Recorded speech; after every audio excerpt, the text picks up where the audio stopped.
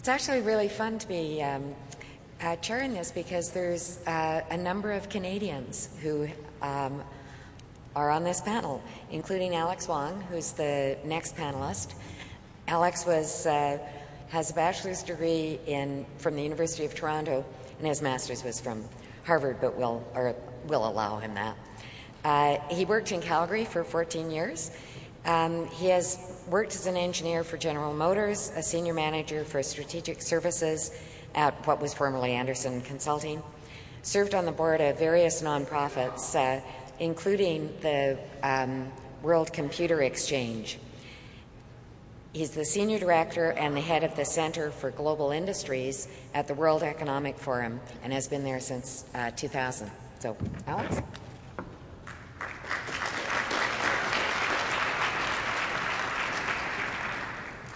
Thank you. It's a pleasure to be here. I lived in Calgary from 0 to 12 years old, or 13, so that's not that relevant for the Edmonton crowd here. But I remember asking, because I missed last night's activities and I thought there'd be bull riding and cowboy, and then somebody said line dancing, and I haven't heard that term in about 10 years, so sorry I missed that. Anyways, it's really a pleasure to be here, and probably as a beginning I should just explain why is the World Economic Forum sitting here on this panel in a session on cities and urban management. So I'll take about 10 minutes to just give a bit of background of the forum and of course lead into where we think we can work further with ICLEI. And it's probably fairly correct to assume that most of you don't know of the forum other than the big thing we do in Davos every January that seems to get a bit of press for probably not all the right reasons sometimes. So allow a bit of background on who the forum is so you can sort of understand where could be opportunities to collaborate. We have a very grand mission about improving the state of the world, but fundamentally though it's about partnerships. The entire birth of the forum over 30 years ago has been that only through dialogue and action between the key stakeholders in society, which is represented in this room, business, government, civil society, academia, can we advance any critical global issue. These are the different constituents that we engage with. This is the kind of people that come to Davos, but it's also the people that we engage in when we do our other activities, which I'll get into in a second. Predominantly, we think our strength is around the private sector. That's why we're not trying to become a UN. We're not trying to become an ICLEI. Our focus is actually around engaging private sector at the senior-most levels, the CEOs that come to Davos. However, we're very clear that we're a foundation, we're a nonprofit, and we're neutral and we're independent. So we absolutely do not move into the realm of being even associated to an industry association.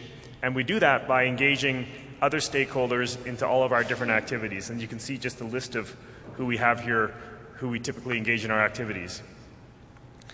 What's new for probably most of you that aren't aware of the forum is around 3 years ago, we launched a program. It's called Industry Partnership, but essentially it was to take our platform, our neutral, independent convening power, and using that to hold a set of activities, projects, work streams throughout the entire year. So there's literally activities 365 days a year now that the forum does.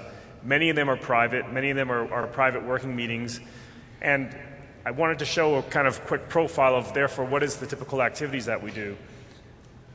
The top right-hand box is what most of you are aware of. It's our meetings that we actually do in Davos. There's actually a lot of private meetings that we also do in Davos, and also our regional summits where a lot of decisions and mandates are made. And those mandates result in the creation of communities and projects. And the projects, therefore, are all very global in nature, very high impact. It has to adhere to our mission statement. I have a list of them in a second. And more recently, another activity that's emerged is our Global Agenda Councils, of which Conrad is part of, where we have created networks of experts across 70 different issue areas around the world to look at that particular issue. So there's a lot more going on than just what you see in our Davos meeting or what you read in the newspaper. Here's the list of projects that are ongoing right now. We have around 30 different projects. Each of these can be traced back to an actual industry group or several industries that are probably driving it or behind it, because this is an issue that's relevant to their industry. But for pretty well every one of these projects on the table, there is a list of NGOs, academics, other institutions that are involved. I highlighted in bold some of the ones that are relevant to this community, which are primarily our climate change, environment-related work. So just a very quick overview. The climate change route to Copenhagen, all of you know what the Copenhagen process is. The forum has been in this very senior, high-level political dialogue on climate change over the last 3 years, with the Glen Eagles dialogue first, and now with the Copenhagen track. The Slim City initiative, which is on the bottom of the page, and which I'm going to go into a little more detail, and which is why I'm at the session, spun off from the Glen Eagles dialogue a year and a half ago, because we realized, together with the constituents driving the project, that a lot of action was happening at the city level, and the mayors were critical stakeholders that in a way haven't been so active as a voice, as a collective voice in the Glen Eagles and Copenhagen processes. I know that's something ICLEI is trying to change. Other initiatives that we have a project that our financial institutions industry team is driving on carbon finance and green investing. Green technology is a project driven by our information technology industries about how IT can help with the greening of climate change issues. Logistics and transport supply chain decarbonization is looking at the supply chain within the logistics industry. How can we reduce the carbon offsets? Managing our future water needs. It's an industry project across industry project, which is looking at raising the awareness of the water issues. And then we finally have on the right-hand side, revitalizing the economy through positive infrastructure. IUCN is actually on that. George wasn't aware of that, but that doesn't surprise me because we're dealing with the headquarters in Geneva, and now I know how many people are involved with IUCN, so not surprising. But that's really around how can we affect the billions of stimulus spending that's being done by creating a positively social, economic, environmental framework for how the stimulus money should be spent. So let's go into a little more detail on Slim City. The Slim City initiative can be summarized as this is our major deliverable or major outcome from 2008. Essentially, the project began with, as I mentioned earlier,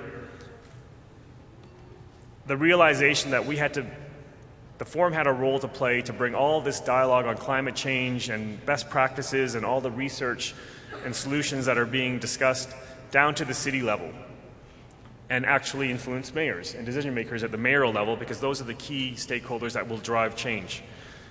The first year project resulted in basically taking all of this amazing information that's out there and making it in hopefully some things that are very simple to understand and digest. These cards that I'll have a couple examples I'll show up on the slides in a second are meant to capture across 3 different work streams: smart grids, sustainable buildings, and urban mobility, 25 concepts or opportunities or themes within each of these 3 streams that are to trigger a discussion or a review in that particular city on how are they addressing this. In a way, it's meant to represent a best practice or aspirational best practice set of 75 concepts.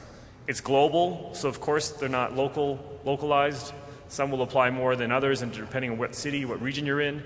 But it was meant because it's just hard for mayors to understand what is all this information and how can I filter it down to something that I can understand in an easy, fun, digestible way. So this card set, which we have to also recognize Arup, and I know Chris Lukeman was here earlier in the conference, was our knowledge partner in this process. So they actually helped with the design of the cards, and some of you may be aware of Arup's Drivers of Change card set, so it's very similar in terms of format. We worked with ICLEI on this. ICLEI issued a mayor's city survey, which forms actually the first card in all of our card sets to summarize what are some key issues that mayors see.